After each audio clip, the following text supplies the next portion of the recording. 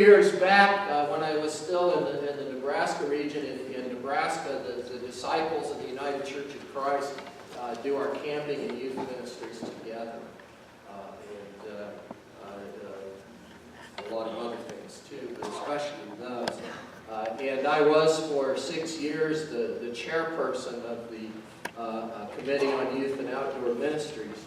And during that time I came across a book by Richard Blue called The Last Child in the Woods. Anybody ever see that? The Last Child in the Woods describes a condition that the author refers to as nature deficit disorder.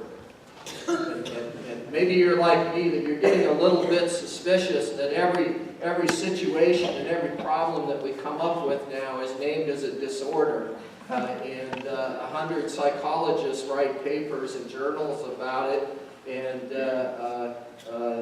government departments fund studies about it, and we start to get a little bit concerned, especially when the pharmaceutical companies start developing drugs to treat.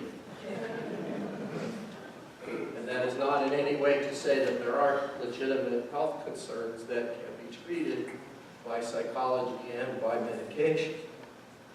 But nature deficit disorder has a built-in cure. Nature deficit disorder, according to Richard Blue, is the phenomenon by which we have gotten disconnected from the natural world. And it's his contention, both as a person of faith, he says that it was God's intention that we be connected with nature, but also that it's a part of our biology, it's a part of our makeup, that we need to have that connectedness with the natural world. And as we get more taken away from that we lose a piece of our humanity, and it gets reflected in the way that we relate to each other and the way that we relate to the rest of the world. And he gives a lot of examples, but I don't think we have to look very far to find those in our own lives.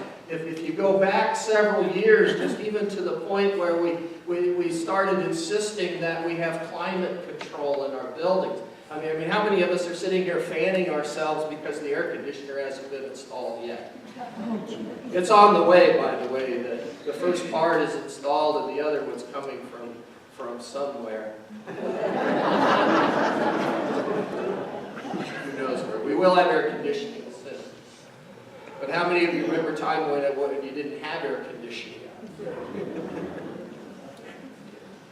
And it's been a blessing, and in some ways it's been helpful to our health. But in other ways, having climate control in buildings and spending more time in buildings means that we've gotten away from atmospheric and climatic and natural conditions, and we lose touch with the rhythms and the cycles of nature. And then we start having more sources of entertainment. How many of us grew up in a house where you were told in the morning, go outside and play, and don't come in until it's dark or after? And you came in the middle of the day, and Mom or Dad said, what are you doing in the house? I said, I gotta go to the bathroom. Well, they could quit. Get back outside. And then along came television. When I was younger, our television was always black and white. We didn't have color TV until I was in high school. So if you wanted to see a world in color, you had to actually go outside and see it. It's kind of like Pleasantville. Not entirely, but in that way. And then the whole spectrum now of electronic devices that we have, that we can not only sit in a room and watch, but carry on our persons. How many of us are surreptitiously holding their smartphone down here so because you think that I can't see it?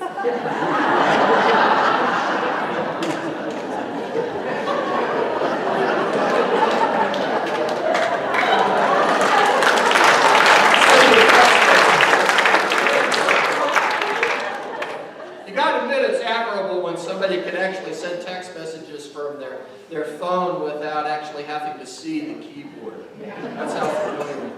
On the downside, I wonder sometimes if that's what some of the congressmen and others are doing and accidentally sending this. It's the only explanation I can come up with. Be careful what you text, it never disappears. But we've lost touch with the natural world. And we've lost touch with the cycles of nature that the psalmist describes in the passage that Pat read from us. The psalmist tells us that and reminds us that human beings, even though we were given the awesome responsibility of stewardship over nature and with nature, we are still a part of it. We are not separate from it. And so Richard Louv and many others are concerned, especially for the generations that follow. Generations that grow up without ever having walked in the woods. Generations without ever having picked up a snake. Oh, I see a couple of shudders here. That's the positive thing. Or a frog. Or ever caught a fish and released it back into the stream. And the only contact with the nature that they've seen is on their iPad. There's a concern about the way that translates into the way that we treat nature. Is it any wonder that we have made a mess of our environment when we become so disconnected with it and we think of it as a place other than the home that God gave us? And so the cure is not a therapist. It doesn't lie with the pharmaceutical companies. It's not something you have to go to the doctor. In the church, we have the camping program. And every summer, young people and adult leaders go off and be a part of nature for a week. Yes, a part of the camping experience is the fellowship and the friendships that are developed and learning how to be in community as Christians together. That's an important part of camp. And singing all of those great songs around the fire, like the ones that we're singing today. But it's also about making sure that another generation gets the opportunity to be connected with God's nature and God's creation. And to be reminded that we are a part of something so much larger than ourselves. Because an adjunct to nature deficit syndrome is the nature of our culture today, where every person is the most important person in the world. Nobody else matters. And we learn for at least a week in camp that there's something larger than ourselves, and that we are part of something that God created as a gift to us. So would you please, not only after next Sunday, but in the weeks that follow, include in your daily prayers not only the children from our congregation and the leaders who go along, but also all of those who are involved in the camping program of the Central Rocky Mountain region. And pray that you also might be reconnected in nature, even if it's just to go out and smell the roses that are outside our door. And take advantage of the opportunity to know that we are one with our God, and that God's sightings are most spectacular when they are reflected in God's natural world. Thank you for your prayers for all those who participate in this week and for those who are going. Let's hear about another important mission that's a part of our ongoing work in the church. Our moment for mission is the Angel House. So we'll talk about that a little bit. Thank you.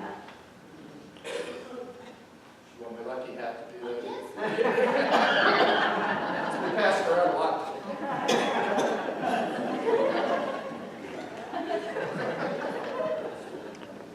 The best thing to do is laugh. So, in Matthew, the disciples asked Jesus a question. When did we see you?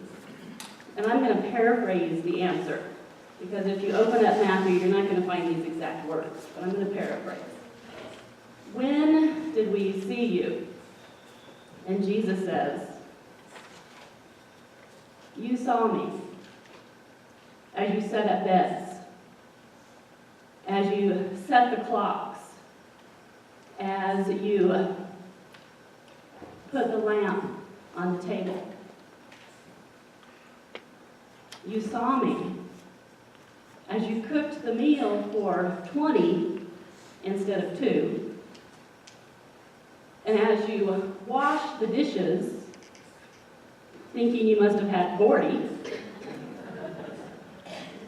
You saw me as you sat with strangers.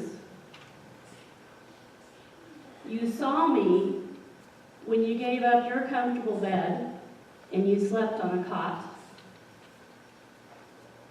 You saw me in your prayers.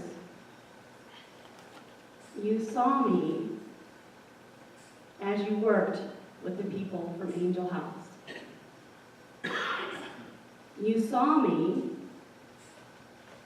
when you helped support the church that provided the shelter for the people from Angel House. Have you seen Jesus? If you haven't, I invite you to come this week and see Jesus all around this building. The deacons will now come forward and receive our morning tithe.